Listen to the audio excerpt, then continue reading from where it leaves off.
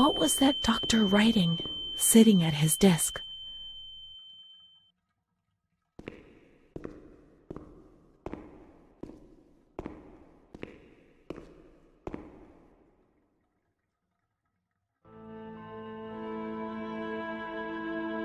September 7th, 1938. The patient frequently indulges in recriminations expressed in an explosive tone of voice. This morning she threw away the milk, saying it was full of urine, spittle, and all kinds of other filth. Crazed, she hears voices that order her to do things. She says she heard children singing and that they were locked up in a school. January 20th, 1939. Introverted, dazed, cannot focus on anything. When questioned and stimulated, she starts crying and weeping. At other times, she laughs. June 1st. Apathetic. Eats very little. She refuses to be touched.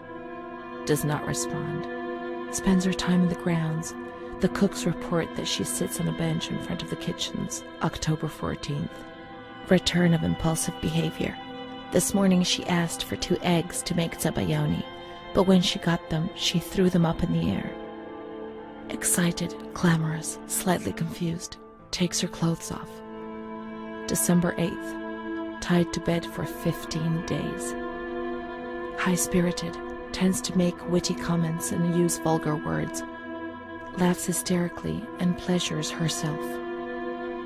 The nurses report that about 2 weeks ago she remained in the showers on her own and didn't want to leave. They said that when they took her away, she swore at them and then lashed out and bit them. 2 nurses had to be treated for their injuries. They've kept her tied to the bed since then. Transferred to the slightly agitated ward, from the care of Dr. B to the care of Dr. C. I was with Amara in the showers. My memories are terrifying. They're not real, are they?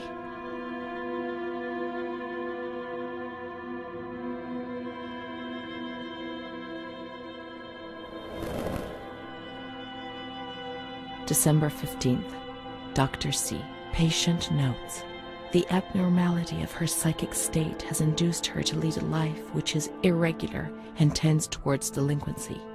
Of fickle and flighty character, she regularly discards her household duties and engages in occasional prostitution. Prostitution? Me? No, I don't think I could have. Or are my memories deceiving me? What other horrible things could I have done without even realizing? The uncertainty, the fear of my own actions was one of the things that tormented me most. Her mental deficiency makes her deaf to the reprimands of her family. She has shown suicidal tendencies. She was brought to the ward yesterday, agitated and hysterical. Treated with cardiazol, 2 injections a week for 5 weeks. The therapies removed the light for a while, but also all her will, desire, and hope.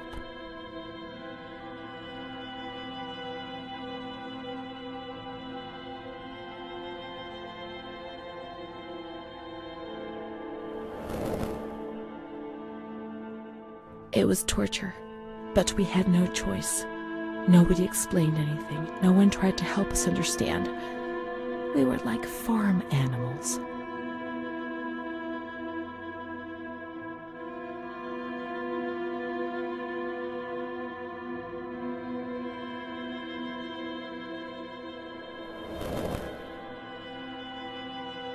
June 2nd. After a long period of calm and improvement, the patient is very agitated today and vehemently refuses to submit to a gynecological examination. She swears and curses those helping her, flailing her arms and hitting them. According to reports by Dr. B, the patient has been subjected to periodic checkups since she had a spontaneous abortion about 2 years ago in her 3rd month of pregnancy. Conception occurred after she had sexual intercourse with a stranger who sneaked into the hospital grounds. Details are contained in the charges filed at police headquarters in Volterra, a copy of which is attached to these clinical notes. ES therapy. A spontaneous abortion. It's not true. I can't believe it. How could I have invented things if I didn't even know what they were doing to me?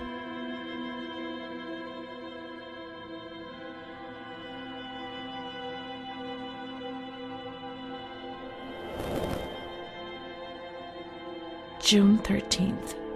The nurses report that she descended into a state of great mental confusion after receiving her mother's letter. She threw her soup over another inmate because she was very anxious, and then punched a nurse. Impulsive, flails about her. She rails against the doctor in vulgar terms while he is examining her, lashes out and spits. Block all correspondence to give the patient no further reason to become agitated. August 20th, tied to bed. The nurses report that the patient is extremely agitated after the visit of a relative or family friend. 2 days later, she is still shouting all the time that he commands her, that she must obey and harm herself, and that she is not Charlotte. All visits forbidden, constrained to bed, and intensification of ES therapy until we achieve results. No contact with the outside. That way nobody knew what was happening within these walls.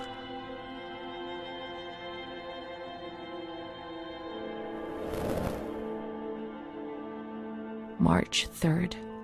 Alert, correct attitude, replies when questioned. The nurses report that the patient is calm. She washes and looks after herself. She affirms the existence of a certain Amara. She says that Amara is a patient who disappeared when she was moved to this ward. No confirmation. Probably a regressive hallucination. Evaluate transfer. Did I imagine Amara? That's not possible. She was there. I know she was there. I feel it. She must have left some traces of her presence.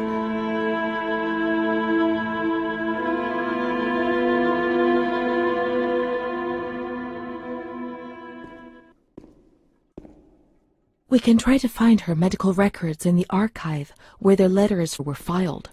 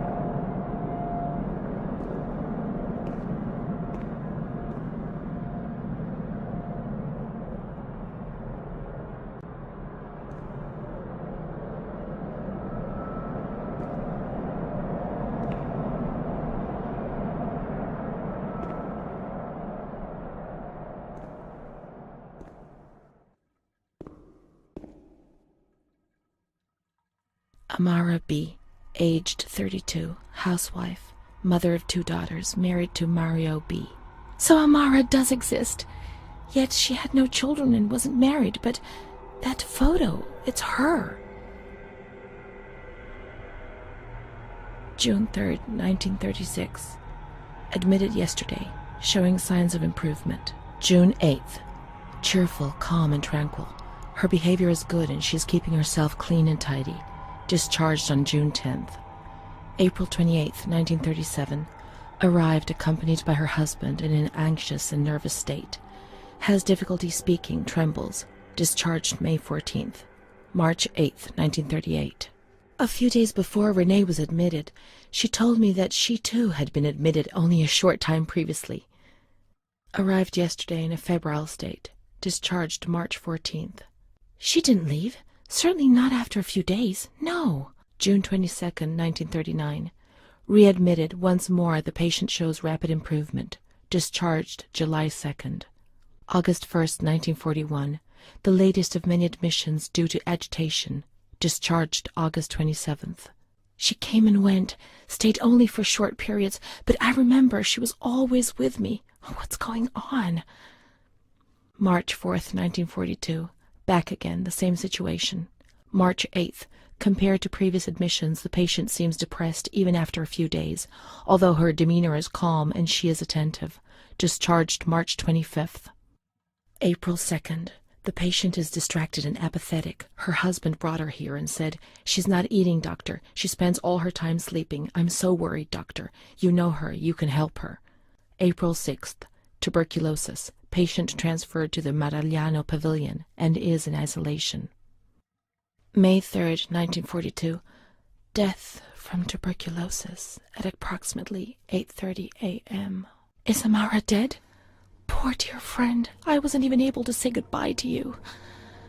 Enclosed is a manuscript written by the patient, probably in a state of delirium. I'm dying, I know it. I'm losing a lot of blood, bleeding internally too. It's strange. Since I came back in here, I can't stop thinking about that little girl with her sad eyes, her desperation. I only saw her for a short time, it's true, but she remains in my heart. Will she still be here? I hope to God not. I hope she's better and her mother's taken her home. My memories don't match up. What's the point of this? Perhaps my memory is playing tricks on me. Things are not as I remember them, as I see them. But she said she liked me. I just can't understand it. I just wanted to say goodbye to her for the last time. I never even said goodbye to her.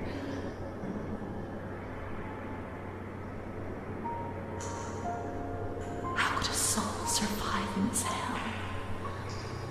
I so want to feel things again. Pain, passion. Feel the damn tears rolling down my face. To remember that I was alive.